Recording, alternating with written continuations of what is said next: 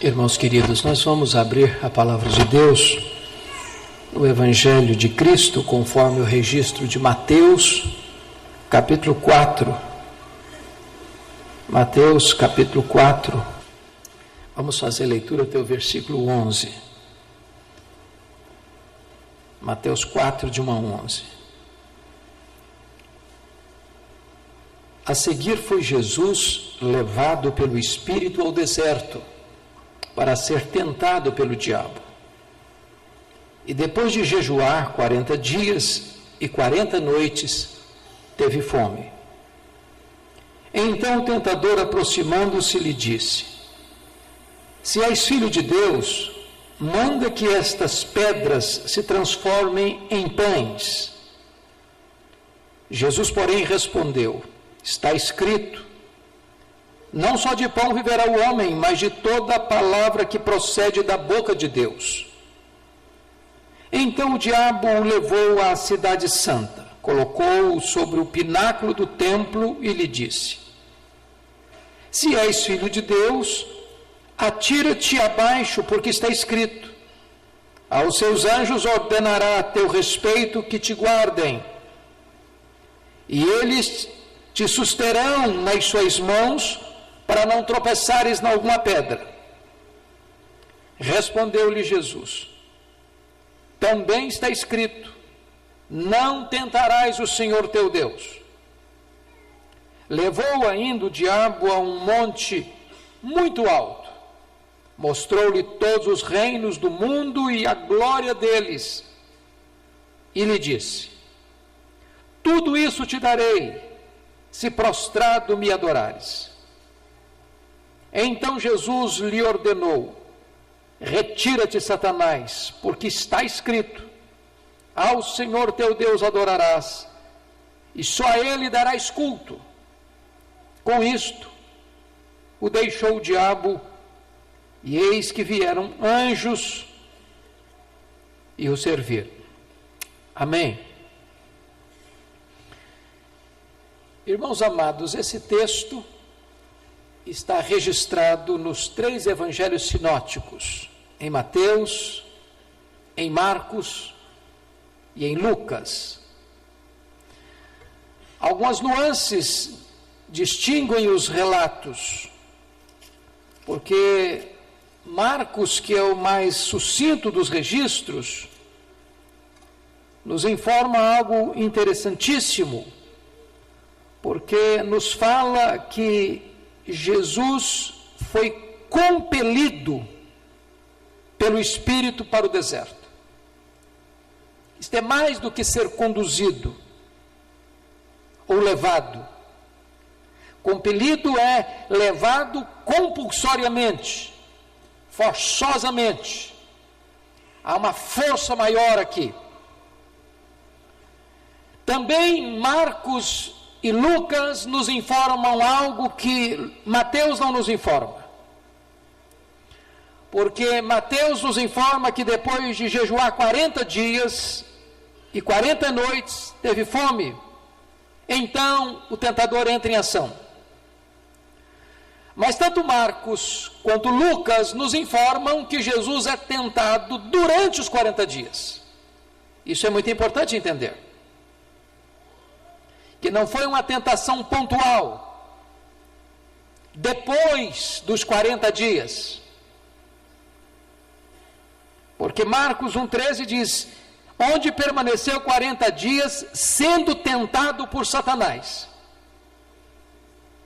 Curiosamente, nenhum dos 3 evangelistas nos informam que Jesus orou. Nem Mateus, nem Marcos, nem Lucas.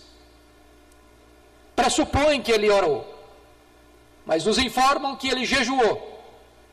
E então deduzimos que se Jesus passou 40 dias jejuando, que dentro desse jejum também houve oração, mas os evangelistas não nos informam expressamente esse fato. Dito isto, como aspectos dos 3 evangelistas, à guisa de introdução, gostaria de trazer 4 ponderações. Primeiro, esse texto deixa claro para nós que o diabo não é uma lenda.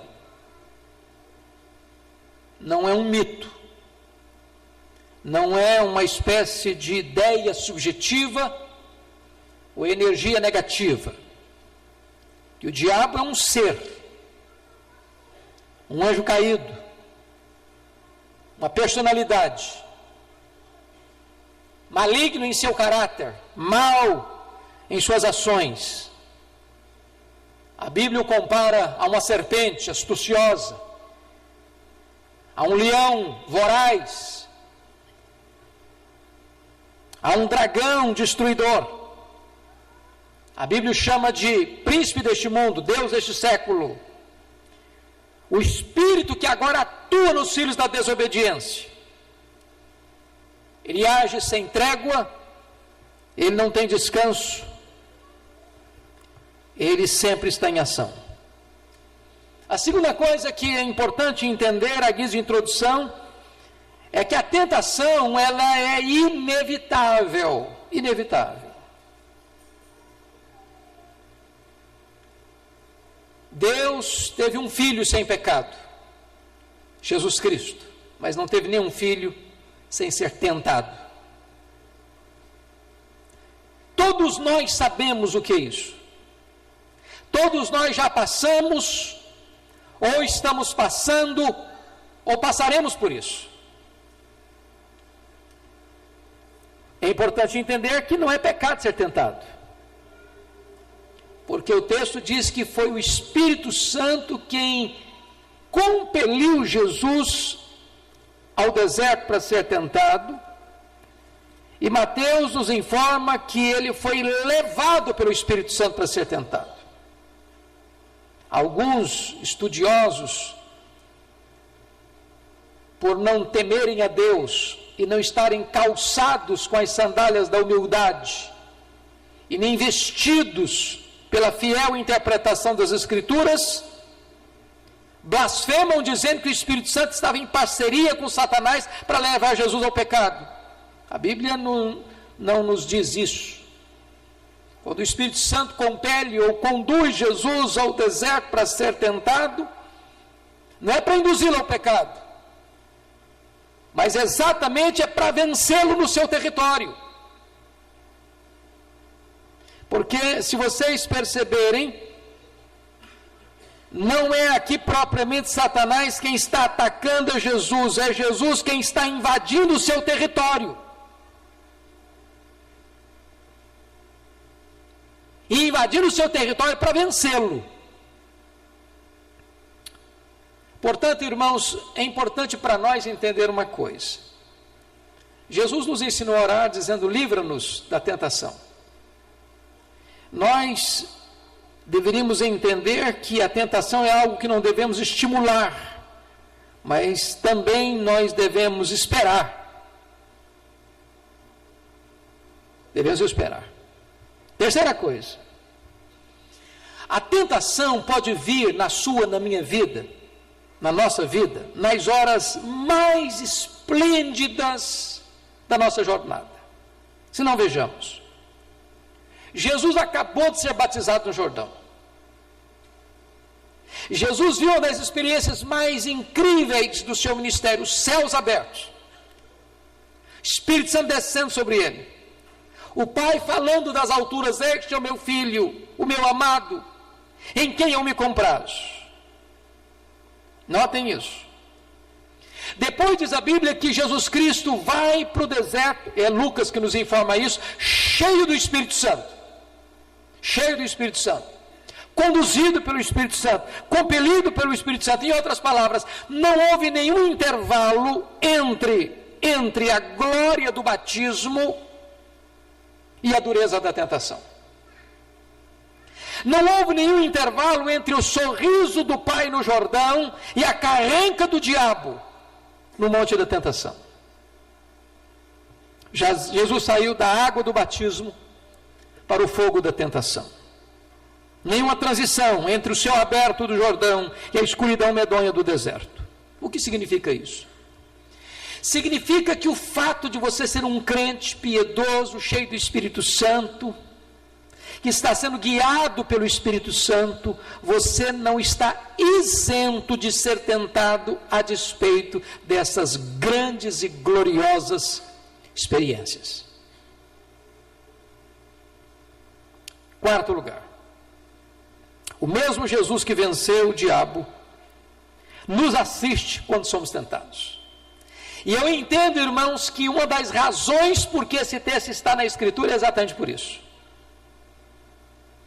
Para mostrar para nós que aquele que venceu o diabo no seu território, porque o melhor dos santos pode ser tentado pelo pior dos pecados, agora, como nosso sumo sacerdote, é poderoso para nos assistir e nos fortalecer também na nossa tentação. Em outras palavras, nós estamos entrando num território onde o nosso irmão primogênito, onde o nosso irmão maior já entrou nesse terreno, já venceu Satanás e é poderoso também para nos assistir e nos fortalecer, para também nos dar a vitória. Então, dito isso à guisa de introdução, eu quero tirar aqui 3 lições. Primeiro, vamos ver as estratégias do diabo. Notem vocês que Satanás não se afasta de nós pelo fato de sermos filhos de Deus, nem pelo fato de estarmos cheios do Espírito Santo. A coisa que antecede essa experiência é que Jesus escuta: tu és o meu filho, e o Espírito Santo vem sobre ele, e ele é cheio do Espírito Santo. E aí entra em campo Satanás com a seguinte ideia: se és filho de Deus. Primeira coisa, o diabo começa não com uma negação direta, mas com uma dúvida. O diabo é muito astuto.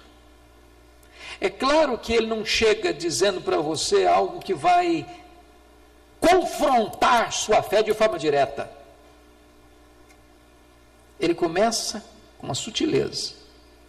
Foi assim lá no Éden. É assim mesmo que Deus disse? Bota dúvida. Notem que Satanás ou o diabo põe em dúvida exatamente a verdade que Jesus acabara de ouvir no Jordão: tu és o meu filho. E ele pergunta: se és filho. Terceiro, o diabo pôs em dúvida toda uma vida. Porque na verdade, quando Jesus chega ao Jordão, chega com 30 anos. E até os 30 anos, Jesus teve plena consciência de que Deus era o seu pai. Aliás, com 12 anos, ele disse isso lá no templo, para os doutores e para os seus pais. Em outras palavras, irmãos, uma das sutilezas do diabo na nossa caminhada cristã é questionar o nosso relacionamento com Deus e enfiar a cunha da dúvida na brecha da nossa mente. Segundo lugar, Satanás não deixa de nos tentar pelo fato de orarmos e jejuarmos. Eu disse para vocês que não está escrito nenhum dos 3 evangelhos que Jesus orou. Nós aprendemos desde criança que ele orou. E nós tiramos isso por inferência. Porque se ele passou 40 dias jejuando, pressupõe que ele orou. E o fato de Jesus ter orado e ter jejuado e estar cheio do Espírito Santo não tirou dele a possibilidade de ser tentado. E vale a pena destacar esse ponto, tanto que Marcos e Lucas enfatiza que o diabo não o tentou depois de 40 dias de jejum, não. O diabo tentou durante os 40 dias de jejum. Em outras palavras, quando você, no exercício de uma das mais importantes áreas do crescimento espiritual, que é o jejum, está se consagrando a Deus, está se humilhando diante de Deus, está se quebrantando diante de Deus, está buscando poder para a sua vida, neste exato momento, Satanás pode entrar em campo para tentar você.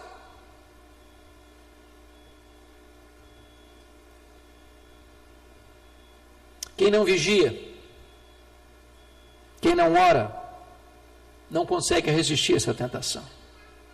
Notem vocês que a oração, nem o jejum afugenta o diabo. mas a oração e o jejum fortalece você para enfrentar o diabo.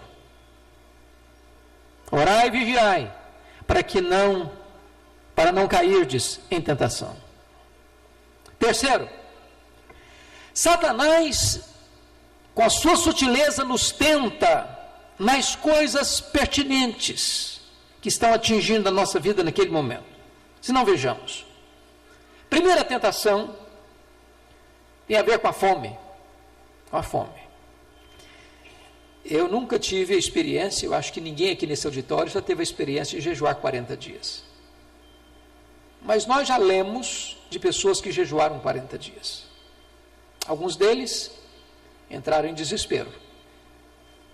Outros em fraqueza, quase de morte. Outros deliraram. Agora pense você ficar 40 dias sem comer. Todos os seus poros clamam por pão. A sua mente pensa em pão. É curioso que Viktor Frankl, que ficou num campo de concentração nazista e sobreviveu ao campo de concentração nazista, disse que o assunto que mais foi conversado, falado, lembrado pelos prisioneiros não foi liberdade, não foi família, foi pão, foi comida. O diabo está exatamente tentando Jesus num momento em que tudo nele clamava por pão. Em outras palavras, o diabo é muito sutil para exatamente ler a circunstância que você está vivendo, que você está passando, para dessa circunstância entrar com as suas artimanhas para tentar você. Não foi assim com Eva? Ela estava perto da árvore proibida. Não foi assim com Davi? Ele estava de janela aberta, olhando para o quintal do vizinho.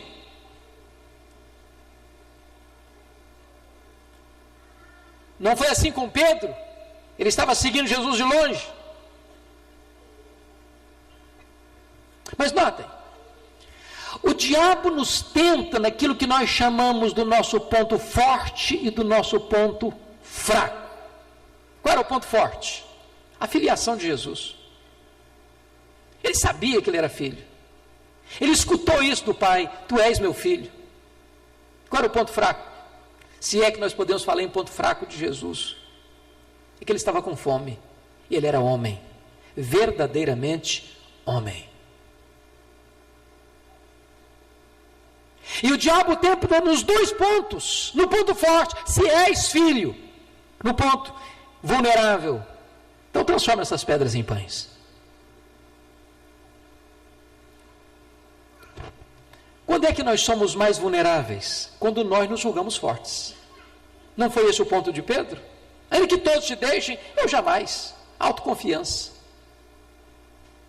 Não foi isso que Paulo disse? Quando eu sou forte, é que eu sou fraco. Mas notem mais, irmãos, o diabo entra em campo aqui para questionar a bondade de Deus.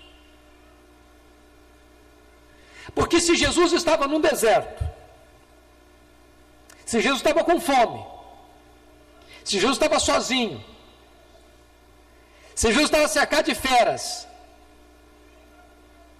entra aqui uma pergunta: se Deus é bom, por que o Espírito Santo te empurrou para isso?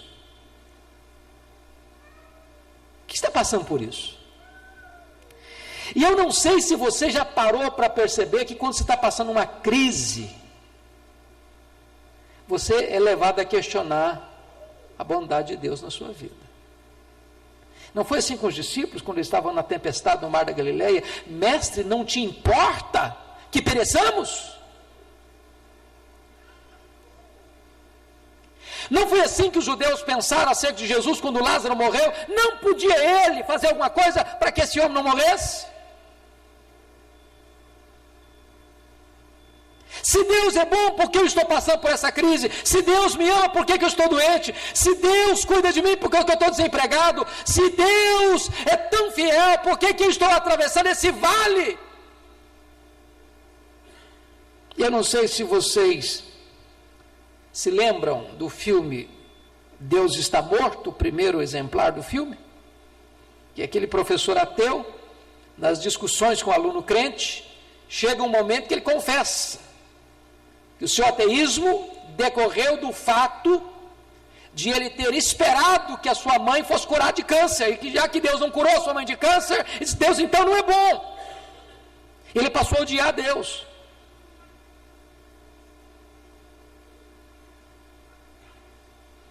Então, preste atenção, porque Satanás é muito astucioso para pegar as adversidades da sua vida e querer colocar no seu coração, na sua mente, que Deus não ama tanto você assim.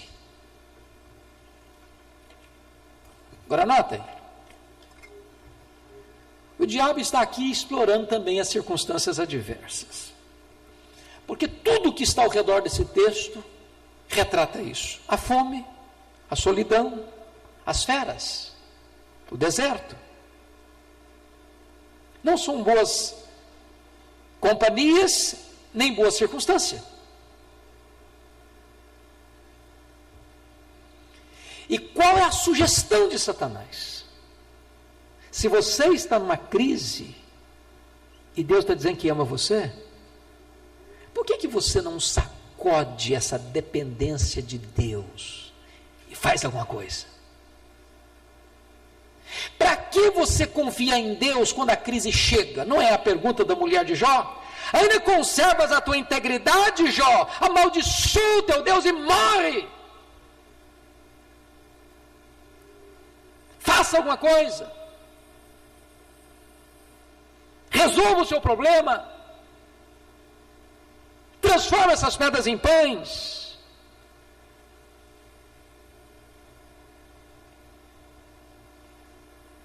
Talvez Satanás estivesse sugerindo mais. Satanás sabia que lá no vale, tinha muita gente com o estômago vazio, muita gente clamando por pão. Que se Jesus transformasse aquelas pedras em pães, ele seria aclamado como um grande herói popular. Talvez Satanás estivesse sugerindo a Jesus a ter um reino de milagres, de pão sem cruz. Mas mais do que isso, o diabo sugere a Jesus a satisfazer imediatamente os seus desejos e necessidades. O prazer, comer é um grande prazer. Concorda comigo? Você quer coisa mais preciosa do que comer? Sobretudo quando você está com fome. Alguém disse que o melhor prato é a fome. Você come um prato de arroz com feijão gostosamente, se você está com fome.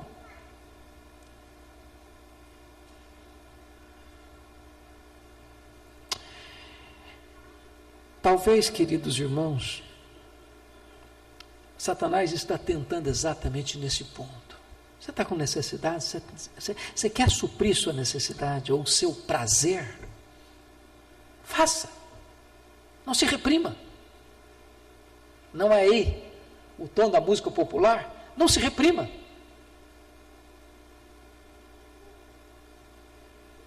E Jesus refuta o diabo dizendo: não só de pão viverá o homem, mas de toda a palavra que procede da boca de Deus.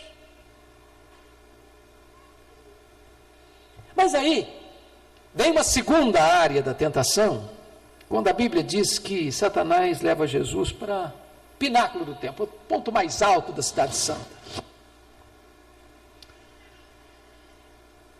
E aí vem a sutileza do inimigo, porque ele percebeu que Jesus estava citando Bíblia.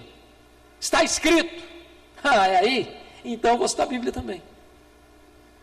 Cita a Bíblia também. E ele cita para Jesus o Salmo 91. Aquele salmo que as pessoas gostam de botar em cima da mesa, como se fosse um amuleto para espantar demônio. O diabo usou o Salmo 91 também para Não para espantar demônio, mas para tentar pegar Jesus no contrapé. E cita o texto para Jesus. Já pensou o diabo de Bíblia na mão? O diabo como pregador? O diabo como mestre? Só que o diabo é um péssimo intérprete das Escrituras. Ele é um péssimo exegeta. Porque se você perceber, ele cita o texto, mas omite parte do texto. Porque ele diz o seguinte, veja comigo, Mateus 4. Se és filho de Deus, atira-te abaixo, porque está escrito, aos seus anjos ordenará a teu respeito que te guardem. E está escrito lá no texto, em todos os teus caminhos, em todos os teus caminhos ele tirou. Sabe por que tirou? Deus só guarda você e a mim quando nós estamos em todos os caminhos dele. Deus não tem nenhum compromisso com a nossa loucura. Deus não tem nenhum compromisso com a nossa desobediência. Deus não tem nenhum compromisso em nos guardar quando nós transgredimos a sua palavra e nos conspiramos contra ele em franca e total e aberta desobediência. Satanás está sugerindo para Jesus que Deus vai nos guardar em qualquer situação, mesmo que a gente esteja na contramão da vontade dele.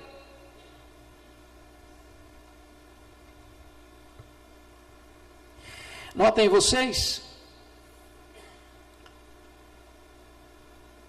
que a proposta de Satanás aqui é de um milagre de exibição. Lança-te daqui para baixo. Não vai acontecer nada. Está escrito. Só que não foi bem isso que Deus prometeu.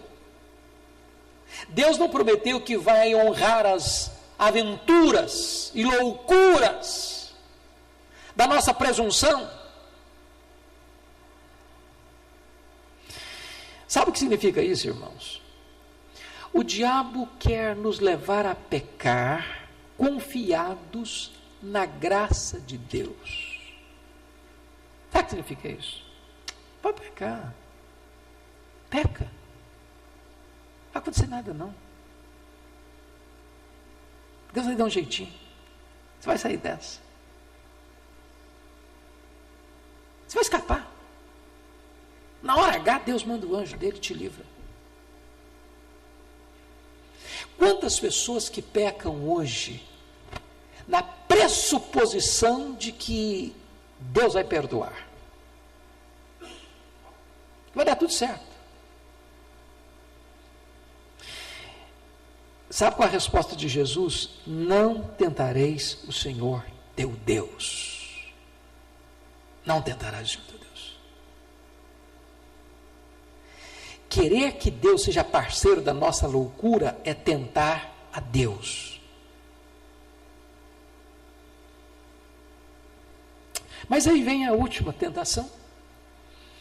Quando o diabo pega e leva Jesus a um alto monte e mostra todos os reinos da terra. E diz Lucas, o texto paralelo, que Satanás diz para Jesus, olha, tudo isso me foi dado. Sou dono desse negócio todo aí. Agora, se você se prostrar e me adorar, tudo isso eu dou para você. Algumas coisas importantes, que o diabo é um estelionatário. Ele não tem nada, nunca teve nada e jamais terá nada, mas ele acha que tem. E ele promete o que não tem. E é sempre assim. Promete prazer. O que ele dá? Desgosto. Promete liberdade. O que ele dá? Escravidão. Promete felicidade. O que ele dá? Tristeza. Promete vida. O que ele dá? Morte. Ele não teve reino nenhum, nunca teve. O reino dele é de trevas. Mas ele oferece o que não tem. A tentação agora é fazer de Jesus um novo César, um império sem Calvário.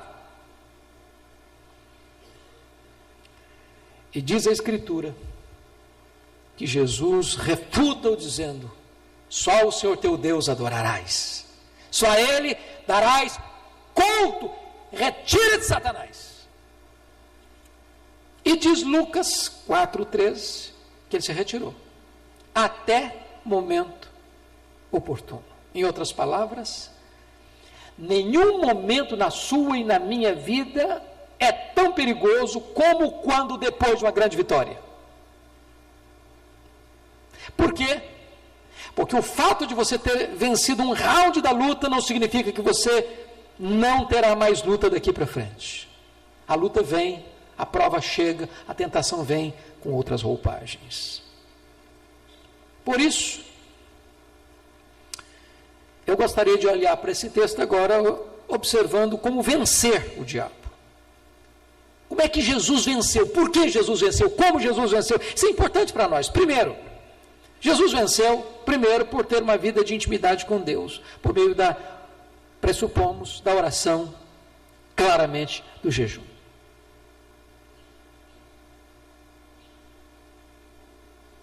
Irmãos queridos, a nossa geração é uma geração fraca espiritualmente. Porque a nossa vida pessoal de oração é fraca. Eu não sei, mas eu pergunto a você, e você precisa levantar a mão, responde para o seu coração: quanto tempo você investe na vida devocional em 24 horas do dia? Onde fica a sua Bíblia na sua casa? Quanto tempo você gasta com a sua Bíblia na mão, dentro da sua casa? Segunda a sábado. Que tempo você tem para estar sós com Deus para orar? Qual foi a última vez que você jejuou? Como você classifica a sua vida de intimidade com Deus?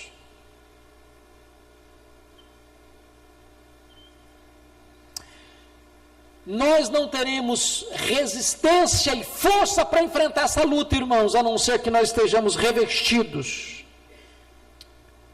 com o poder de Deus, mediante esses exercícios espirituais da oração e do jejum. Segunda coisa, ter uma vida cheia do Espírito Santo. Jesus estava cheio do Espírito Santo, ele foi conduzido pelo Espírito Santo. E sem a plenitude do Espírito Santo, irmãos, nós fracassaremos. Porque você e eu sempre vamos estar cheios, ou do Espírito Santo, ou de nós mesmos.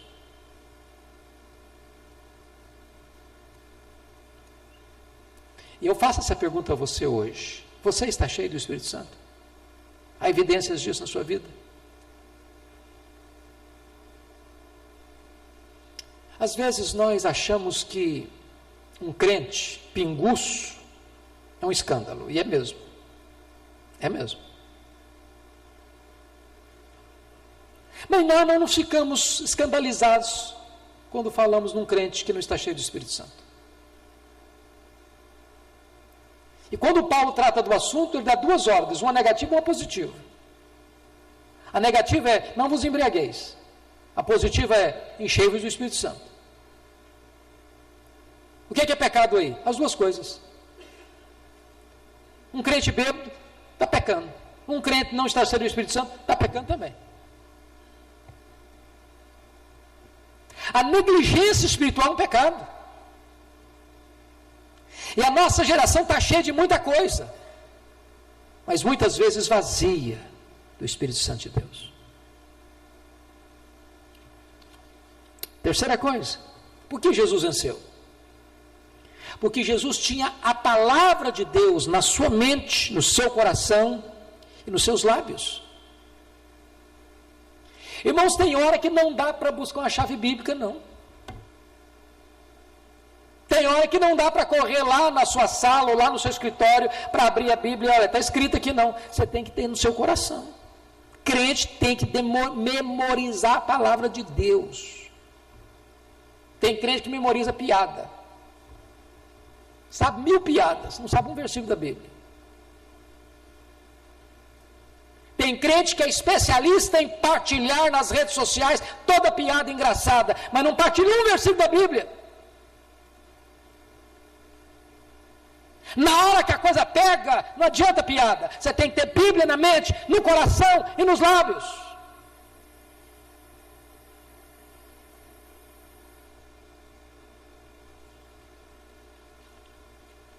E eu quero concluir que quando Jesus, revestido com o Espírito Santo, oração e jejum, com a palavra de Deus nas mãos, o diabo precisa bater em retirada. E diz a Escritura que então vieram os anjos e o serviram.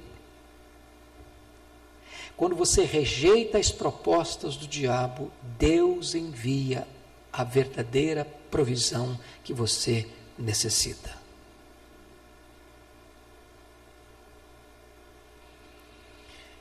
E é Lucas que nos informa isso.